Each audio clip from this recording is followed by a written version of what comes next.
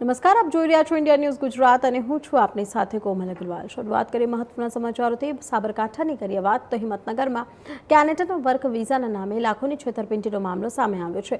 Visa consultancy ચલાવતી એક યુવતી સામે 23 લાખ રૂપિયા પાડવ્યાનો આક્ષેપ થયો છે। ફરિયાદ નોંધાતા જ આરોપી ફરાર થઈ ગઈ છે અને પોલીસે તપાસ શરૂ કરી છે। હિંમતનગરમાં વિઝા કન્સલ્ટન્સી ચલાવતી પ્રીતિ વ્યાસ નામની યુવતીએ કેનેડાના વર્ક વિઝાની લાલચ આપી એક યુવક પાસેથી કુલ 23 લાખ રૂપિયા લીધા હોવાનો આક્ષેપ છે। ભોગ બનનારાના જણાવ્યા મુજબ સમયસર વિઝા ના મળતા અને વારંવાર રજૂઆત છતાં માત્ર 4 લાખ રૂપિયા પરત આપવામાં આવ્યા હતા, જ્યારે બાકીના 19 લાખ રૂપિયા પરત ના મળતા આખરે હિંમતનગર પોલીસમાં ફરિયાદ નોંધાવવામાં આવી હતી। ફરિયાદ બાદ આરોપી ફરાર થઈ ગઈ હોવાની જણાવ મળી છે। તો પોલીસને પ્રાથમિક તપાસમાં અન્ય લોકો સામે પણ આવી જ રીતે છેતરપિંડી થઈ હોવાની માહિતી મળી રહી છે। હાલ આરોપીની શોધખોળ માટે અલગ અલગ ટીમો કામે લાગી છે અને સમગ્ર મામલે વધુ તપાસ હાથ ધરવામાં આવી રહી છે।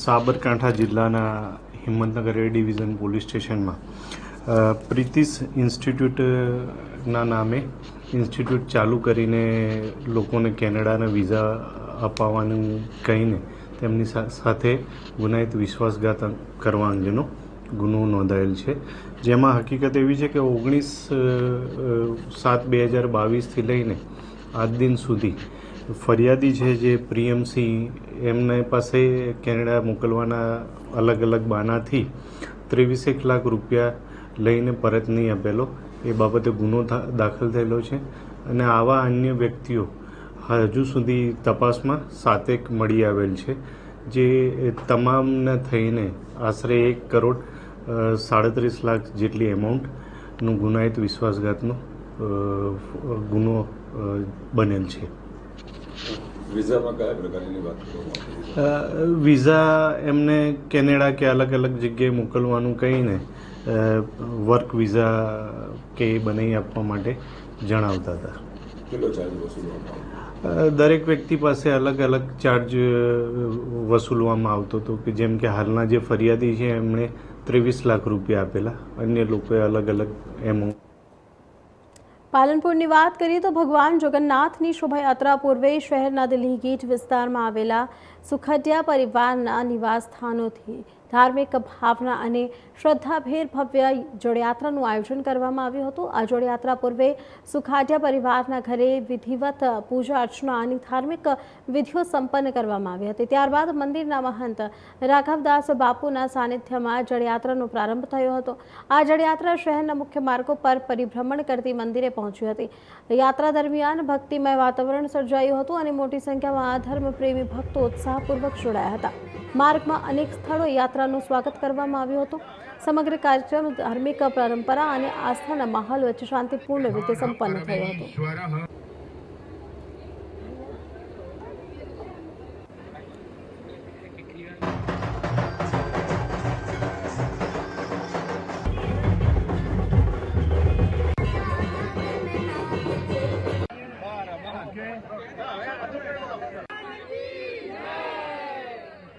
ग्रहाणं परमेश्वरः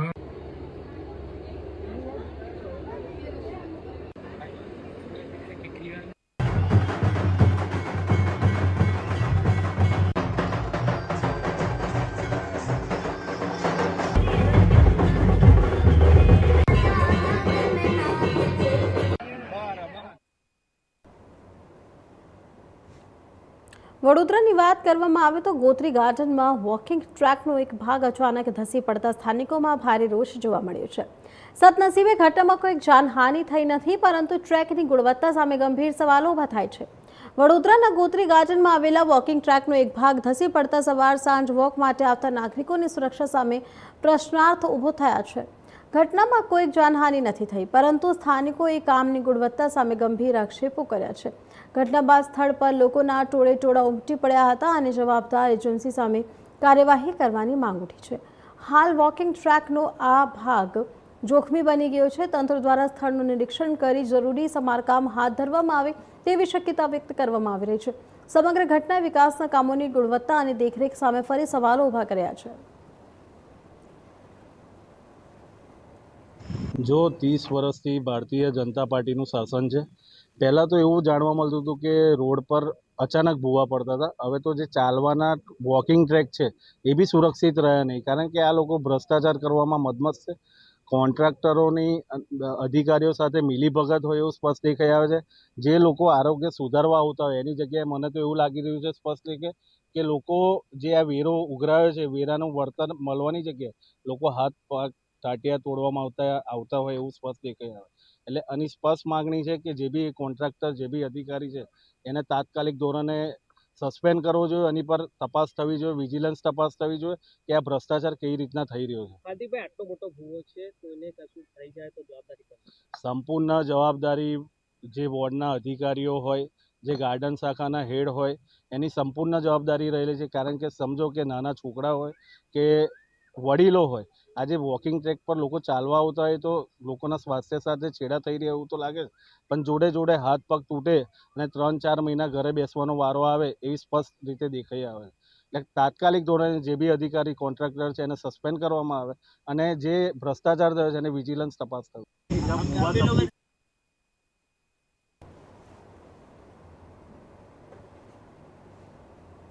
વડોદરાની વાત કરવામાં આવે તો ગ્રામ પોલીસના ઓપરેશન પરાક્રમ હેઠળ કરજણ પોલીસે ફર્નિશ ઓઇલની ચોરી કરતી ગેંગનો પર્દાફાશ કર્યો છે. પોલીસે 6 આરોપીઓને ઝડપી પાડી 40.54 લાખ રૂપિયાનો મુદ્દોમાલ કબજે કરી વધુ તપાસ શરૂ કરી છે. જંબુસર સ્થિત સ્કોટ ગ્લાસ ઇન્ડિયા લિમિટેડ માટે જંતુ ફર્નિશ ઓઇલ ગેરકાયદેસર રીતે ચોરી કરી વેચવાના કૌભાંડનો ફરજત પોલીસે ભેદ ઉકેલ્યો છે. પોલીસને બામણગતી ઓઇલના ઇન્ડસ્ટ્રીયલ શંકાસ્પદ હિલચાલ અંગે બાતમી મળતા સ્થળને કોર્ડન કરી આરોપીને ઝડપી પાડ્યા હતા. ટેન્કરમાંથી અંદાજે 7,505 કિલોગ્રામ ફર્નિશ ઓઇલ ચોરી કરવામાં આવતું હોવાનું સામે આવ્યું હતું. પોલીસે 2 tanker, furnace oil barrel, generator, electric motor, રબરની પાઇપો, સેન્ટેક્સ ટાંકા, મોટરસાઇકલ સહિત કુલ 40.54 લાખ રૂપિયાનો મુદ્દોમાલ કબજે કર્યો છે.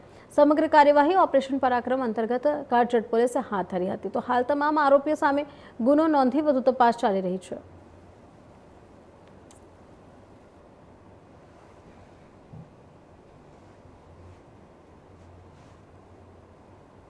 વડોદરા જિલ્લાના વાઘોડિયા તાલુકાની ગુતાલ એમપી વસાહતમાં વિકાસના દાવાઓ વચ્ચે મૂળભૂત સુવિધાઓના અભાવનો મુદ્દો ફરી એક વખત સામે આવ્યો છે.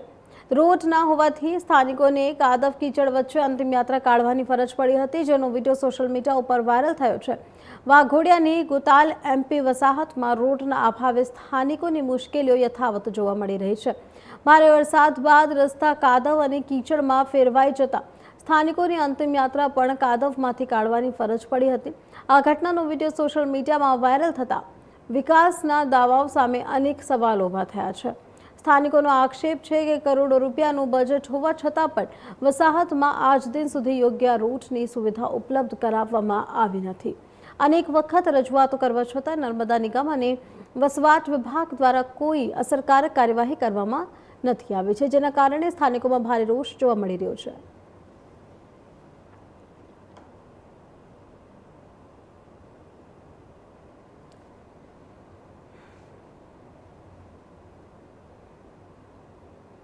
હાલ ખબરોમાં આગળ વધીએ તો વડોદરા શહેર પોલીસ કમિશનરના માર્ગદર્શન હેઠળ prevention of crime branch Vadsar ગામના માડી મોહલ્લા વિસ્તારમાંથી દેશી દારૂની ભઠ્ઠીઓ પર દરોડા પાડ્યા હતા. પ્રથમ કાર્યવાહીમાં રેખાબેન ગણપતભાઈ માળી પાસેથી 180 લીટર દેશી દારૂનું વોશ, 9 લીટર તૈયાર દેશી દારૂ અને ભઠ્ઠીના સાધનો સહિતનો મુદ્દોમાલ કબજે કરવામાં આવ્યો. ત્યારબાદ બીજી કાર્યવાહીમાં ઉષાબેન કનુભાઈ માળીની ભઠ્ઠી પરથી 190 લીટર દેશી દારૂનો વોશ, 5 લીટર તૈયાર દેશી દારૂ અને અન્ય સાધનો જપ્ત કરવામાં આવ્યો હતો. બંને મહિલાઓ સામે માંજલપુર પોલીસ સ્ટેશનમાં પ્રોહિબિશન એક્ટ હેઠળ અલગ અલગ ગુના નોંધાયા છે. સમગ્ર કાર્યવાહી પ્રિવેન્શન ઓફ ક્રાઇમ બ્રાન્ચની ટીમે સફળતાપૂર્વક પાર પાડી હતી.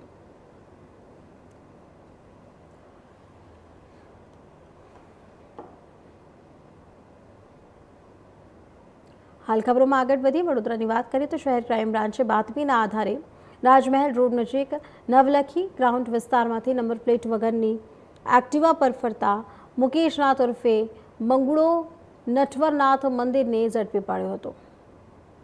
તપાસ દરમિયાન તેની પાસેથી 15.20 ગ્રામ વજનની સોનાની ચેઇન મળી આવી હતી, જે અંગે તે કોઈક આધાર પુરાવો રજૂ કરી શક્યો ન હતો.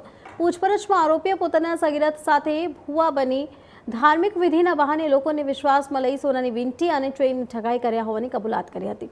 પોલીસે આરોપી પાસેથી 1.93 લાખ રૂપિયાની સોનાની ચેઇન અને 40,000 રૂપિયાની હોન્ડા એક્ટિવા સહિત કુલ 2 લાખથી વધારેના મુદ્દામાલ કબજે કર્યો છે. તપાસ દરમિયાન પાણીગેટ અને ફતેગંજ પોલીસ સ્ટેશનના 2 ગુનાનો ભેદ પણ ઉકેલ્યો છે.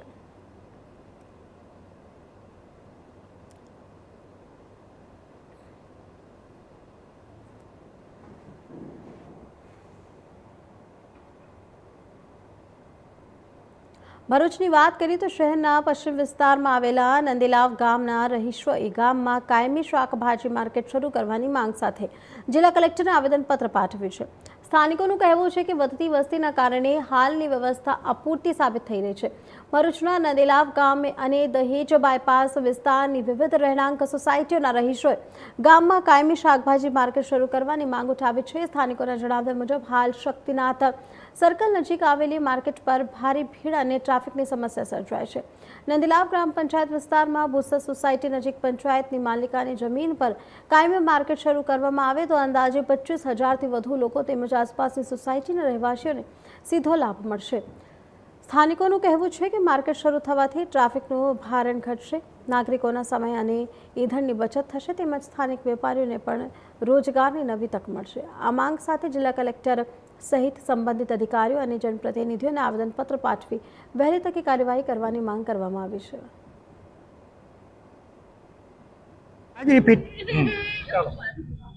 હાલ ભરૂચ એ બુલેટ ગતિએ વિકસિત થઈ રહ્યું છે. એમાં ભરૂચમાં આવેલ દહેજ બાયપાસ વિસ્તાર, નંદેવાર ગામનો યુદ્ધના ધોરણે વિકાસ થઈ રહ્યો છે. તો એમાં સરકારી નીતિઓના લીધે તો આ પ્રગતિ સમાજ થયો છે અને પુરાના ભરૂચમાં શક્તિનાથમાં જે નાની માર્કેટ છે ત્યાં ઘણી સમસ્યાઓ ઊભી થાય છે. અને હાલ અમારા નંદેવાર ગામમાં અને દહેજ બાયપાસમાં અમારી પંચાયત પાસે એક જગ્યા સરકારી છે, જે 7 માર્કેટ માટે સરકારશ્રી અને પંચાયતમાં જો એની ફાળવણી કરવામાં આવે તો આમ જનતાને પોતાના જ વિસ્તારમાં, પોતાના જ ગામમાં એને શાક માર્કેટ અને જીવન જરૂરિયાતની વસ્તુઓ લેવાની સુવિધા ઊભી થાય છે. અને બીજી જે જગ્યાઓ પર અરાજકતા ફેલાય છે માર્કેટમાં, એ પણ દૂર થાય છે. તો આ એક જનહિતમાં લાગતા વળગતા અધિકારીઓ, પંચાયત, સરકારશ્રી અમને ત્યાં જમીન ફાળવે અને અમારી કાયમી આ પ્રજાના પ્રશ્નોનો નિકાલ લાવે એવી નમ્ર વિનંતી.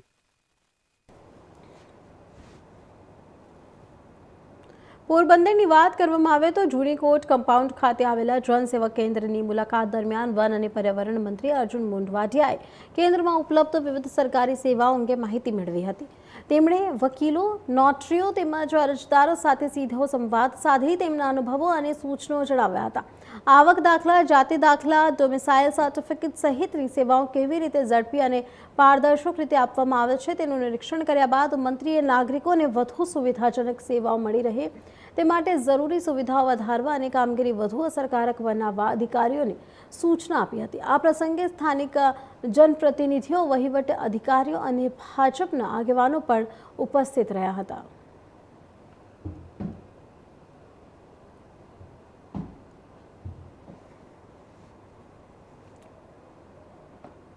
પંચમહાલની વાત કરવામાં આવે તો જિલ્લાના હાલોલ તાલુકાના અંબાવાડિયા ગામમાં યુવક યુવતીના પ્રેમ સંબંધને લઈને 2 પરિવારો વચ્ચે ચાલી રહેલી અદાવત 4 જુલાઈએ હિંસક અથડામણમાં ફેરવાઈ હતી. ઝઘડા દરમિયાન લાકડીઓ અને લોખંડની પાઇપ વડે હુમલો કરવામાં આવતા 4થી વધુ લોકો ઇજાગ્રસ્ત થયા હતા, જેમને સારવાર માટે હોસ્પિટલમાં ખસેડવામાં આવ્યા હતા. તો આ ઘટનામાં ગંભીર રીતે ઘાયલ થયેલા યુવતીના પિતાનું વડોદરા ખાતે સારવાર દરમિયાન મોત નિપજતા પોલીસે ગુનામાં હત્યાની કલમો ઉમેરો કર્યો છે.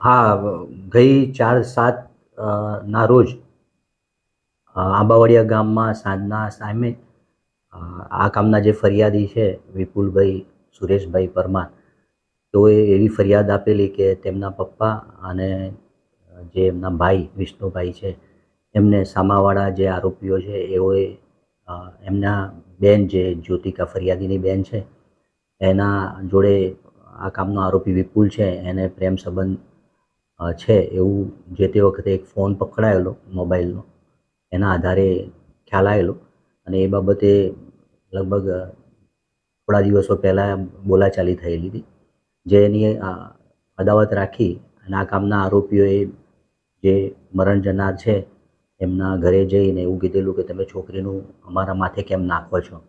એ બાબતમાં સામસામે મારામારી થતાં આ કામના આરોપીઓએ જે મરણ જનાર સુરેશભાઈ એમના માથામાં પાઇપ મારેલી અને ફરિયાદીને પણ હાથ ઉપર અને માથામાં લાકડી મારેલી એવી ફરિયાદ દાખલ થયેલી. એ જે ફરિયાદ થયેલી એના આધારે ગઈકાલે જે મરણ જનાર છે સુરેશભાઈ એ એસએસજી હોસ્પિટલ વડોદરા ખાતે દાખલ હતા અને સારવાર દરમિયાન સાંજના ટાઈમે મરણ જતાં આ ગુનાના કામે એમને કલમનો ઉમેરો કરી અને 4 આરોપી પૈકીના 3 આરોપીને રાઉન્ડ અપ કરી લીધેલા છે. ચોથો આરોપી છે એ પણ એમને ઈજા થયેલ હોય એ પણ સારવાર હેઠળ છે, એને પણ રાઉન્ડ અપ કરવાની તજવીજ ચાલુ છે. મારું વિષ્ણુકુમાર સુરેશભાઈ, આંબાવાડિયા. બનાવ એવું બન્યો હતો કે વિપુલભાઈ કાનુભાઈ એ છેલ્લા મારી બેને 1 વર્ષથી હેરાન કરતો હતો કે તું મારી જોડે રિલેશનશિપ રાખ, નહીં તો હું તારા બંને ભાઈને કાં તો તારા પપ્પાને હું જાનથી મારી નાખીશ એવું કહેતો હતો. પછી એવું કહેતો હતો તું મારી બેને એવું કે વારંવાર ફોર્સ કર્યા કરતો હતો કે તું મારી જોડે રિલેશનશિપ નહીં રાખે તો હું આ રીતના કરી નાખીશ, આમ કરી નાખીશ, તેમ કરી નાખીશ. તો પછી મારા ભાઈ ખેતર ગયો હતો, ખેતરથી ઘરે આવતો હતો ત્યારે 4 લોકો અહીંયા દંડા હાથે લોખંડની પાઇપો એ લઈને બધું આવ્યા હતા ને મારા ભાઈને, મારા પપ્પાને અને મને ત્રણે હુમલો કર્યો હતો. વિપુલ કુમાર કનૈયાલાલ કાળીદાસ, મહેન્દ્ર કુમાર કાળીદાસ, મિતેશ કુમાર મહેન્દ્રભાઈ. પછી એ થયું કે મારા પપ્પાને અમે અહીંયાથી લઈ ગયા રેફરલ હોસ્પિટલમાં, રેફરલ હોસ્પિટલથી લઈ ગયા વડોદરા લઈ ગયા. ત્યારબાદ 4 દિવસ સ્ટેટમેન્ટ ચાલ્યું. સ્ટેટમેન્ટ ચાલ્યા પછી તારીખ 8/7/26ના રોજ 3 વાગ્યે મારા પપ્પા એક્સપાયર થઈ ગયા. તો હું એટલું જ જાણ કરવા માગું છું કે મારે હવે ન્યાય જ જોવે છે, બીજું.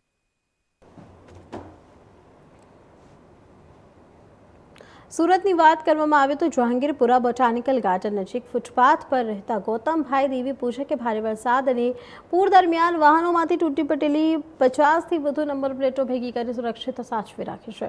જાગૃત યુવાન વિવેક ભાવાનિયાએ આ અંગે સોશિયલ મીડિયા પર વિડીયો શેર કરતા અનેક વાહન ચાલકો પોતાની નંબર પ્લેટ લેવા પહોંચી રહ્યા છે. ગૌતમભાઈ કોઈ પણ પ્રકારનો દુરુપયોગ ના થાય તે માટે વાહનની અસલી આરસી બુકની ચકાસણી કર્યા બાદ જ સંબંધિત નંબર પ્લેટ પરત આપી રહ્યા છે.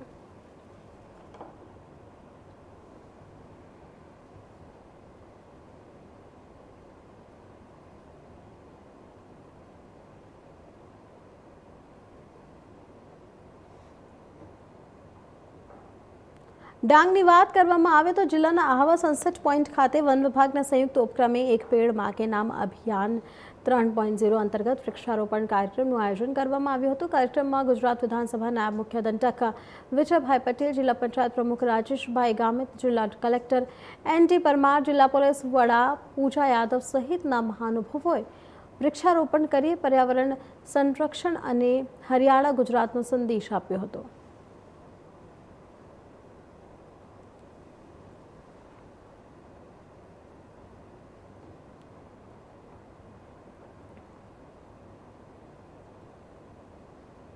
તો હાલ સમાચારમાં આટલું જ. વધુ સમાચાર માટે જોતા રહો ઇન્ડિયા ન્યૂઝ ગુજરાત.